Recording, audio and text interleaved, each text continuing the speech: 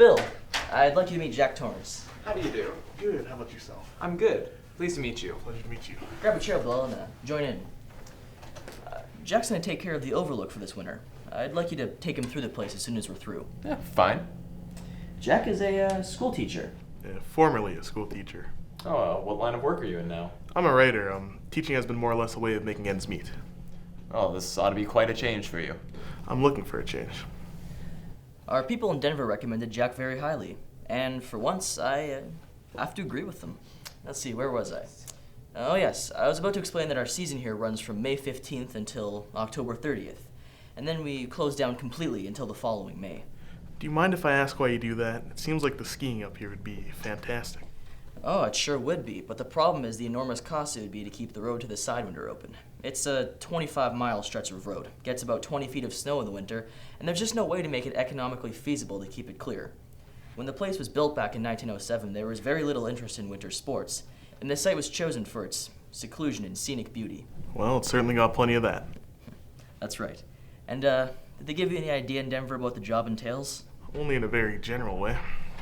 Well, the winters can be fantastically cruel, and the basic idea is to cope with the very costly damage and depreciation which can occur. This consists mainly of running the boiler, heating different parts of the hotel on a daily rotating basis, repairing damage as it occurs, and doing repairs that the elements can't get a foothold. Well, that sounds fine to me. Physically, it's not a very demanding job. The only thing that can get a bit trying up here is the tremendous sense of isolation. Well, that just happens to be exactly what I'm looking for. I'm outlining a new writing project, and 5 months of peace is exactly what I'm looking for. That's very good, Jack, because for some people, solitude and isolation can, of itself, be a problem. Not for me. How about your wife and son? How do you think they'll take to it? They'll love it. Great. Well, before I turn you over to Bill, there is one other thing I think we should talk about. Now, I don't want to sound melodramatic, but it is something that has been known to give a few people second thoughts about the job. I'm intrigued. I don't suppose they told you anything in Denver about the tragedy we had up here in the winter of 1970? I don't believe they did. Well, my predecessor in this job hired a man named Charles Grady as the winter caretaker. He came up here with his wife and 2 daughters of about 8 or 10. He had a good employment record. From what I've been told, he seemed like a completely normal individual. But at some point during the winter, he must have suffered some kind of complete mental breakdown. He ran amok and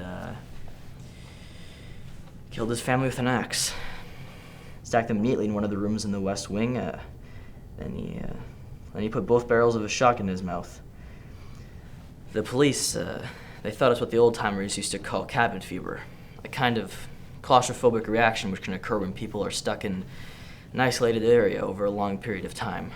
Well, that is quite a story. Yes, it is.